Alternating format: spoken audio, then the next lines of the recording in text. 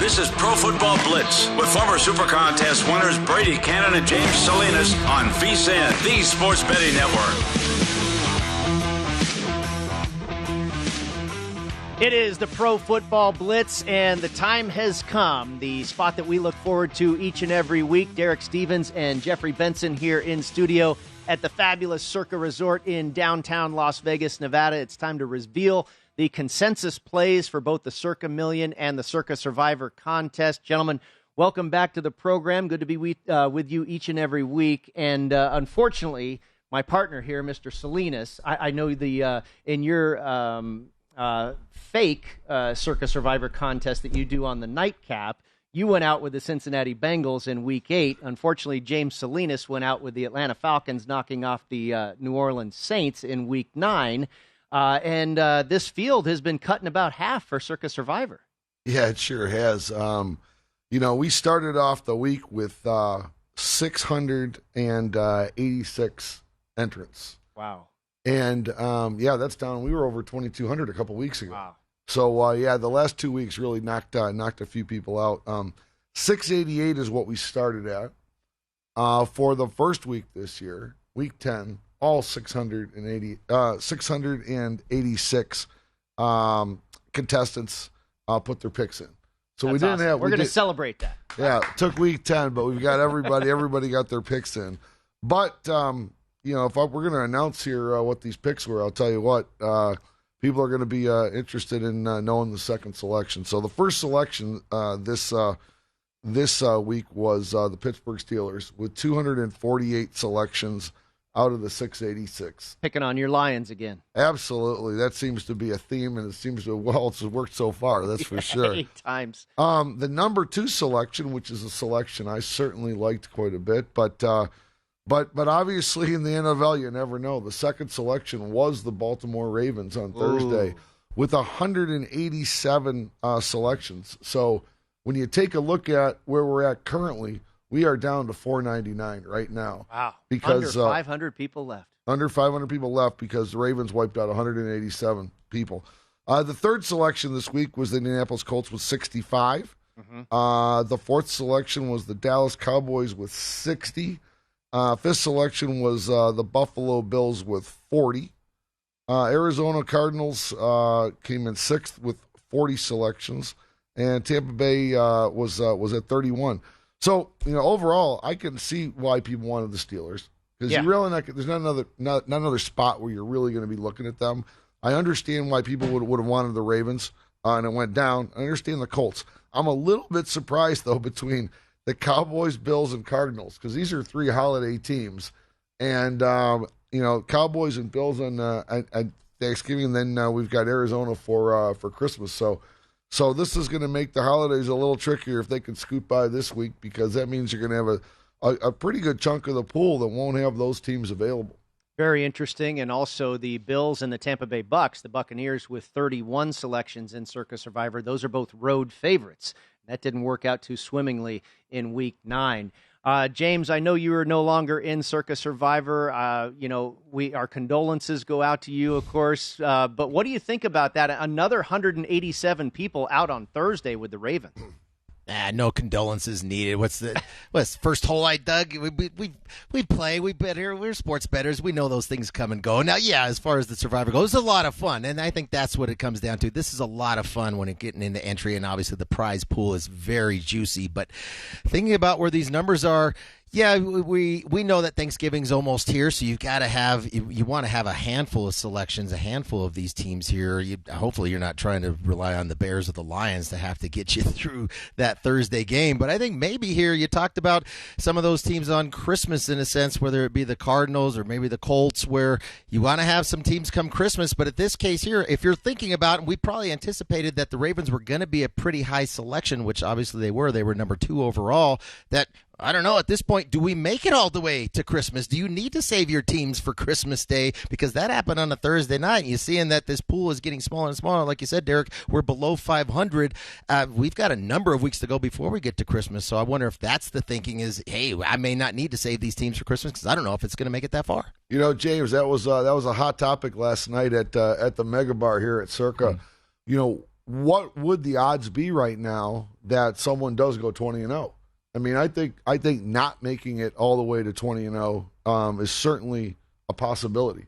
And now, effectively, with Pittsburgh being 50% of the remaining pool, if Pittsburgh goes down, I would say not going the distance would become the favorite. And you, of course, have a bonus prize if someone does go undefeated, right? Now, you also have the extra little bonus if they finish with Tampa Bay or Kansas City, but there's also a bonus just for going 20-0, right? Well, the bonus for going 20-0 is you're going to get at least a chop. The extra bonus is if you happen to pick Tampa or Kansas City on that last week.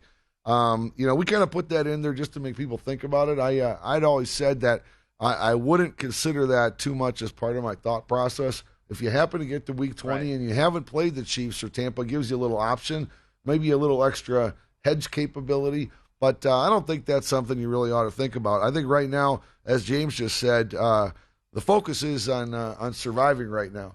I mean, because theoretically, every ticket right now is worth about $12,000, up from the $1,000 you invested in earlier on.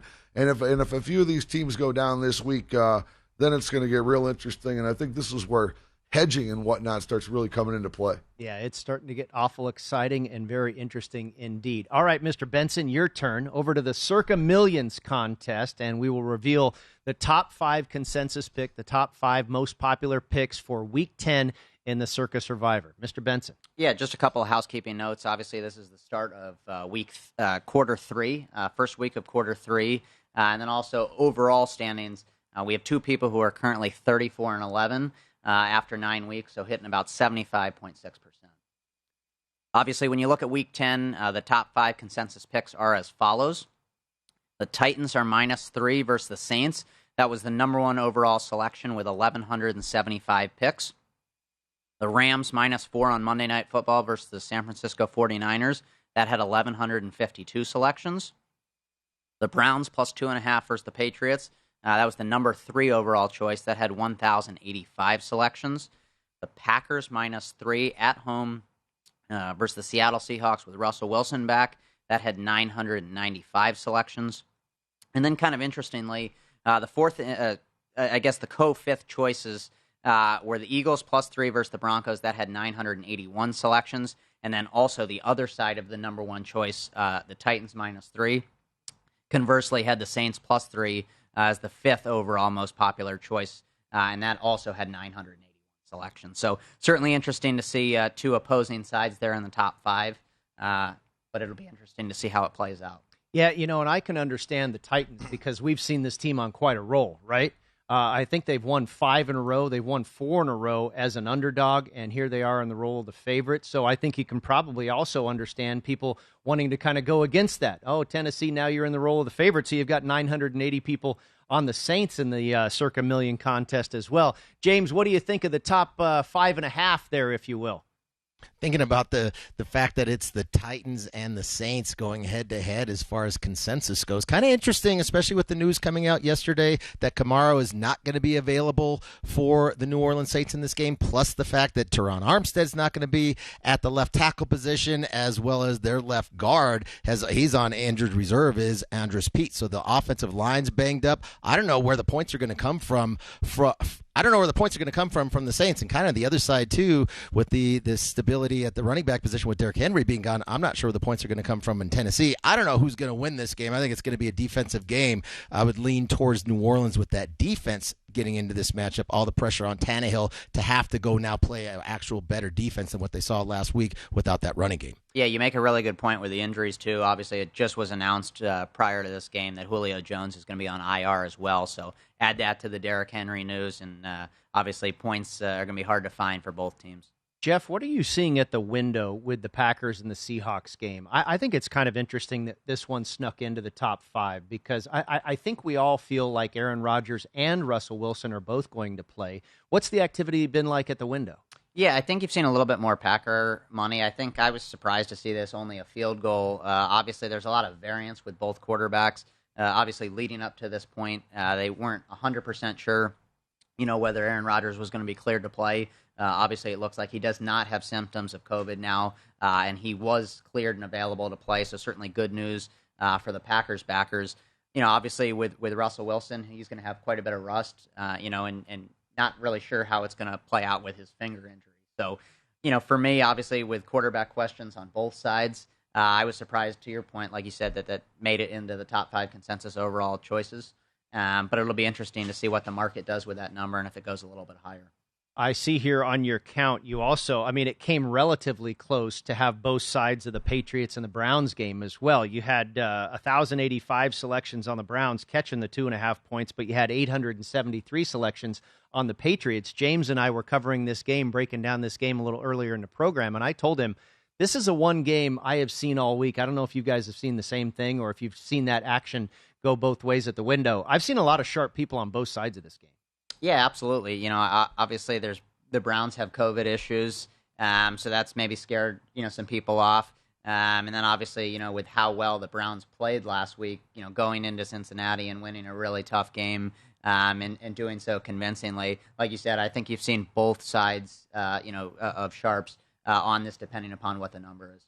James Salinas just bet Bill Belichick to win Coach of the Year at 20-1. Do you guys have any liability as far as Super Bowl or anything like that on Belichick or on the Patriots? We actually took a fairly decent sized bet on the Patriots at 25-1. But for us, obviously, the Super Bowl liability comes down to the Tampa Bay Buccaneers. We opened 12-1 right after the Super Bowl last year, and that's been bet down quite heavily. All right, gentlemen, enjoy the weekend. Thank you very much as always. All right, thanks a lot. That's Derek Stevens and Jeffrey Benson. We'll be back with more in just a moment on the Pro Football Blitz right here at VSiN.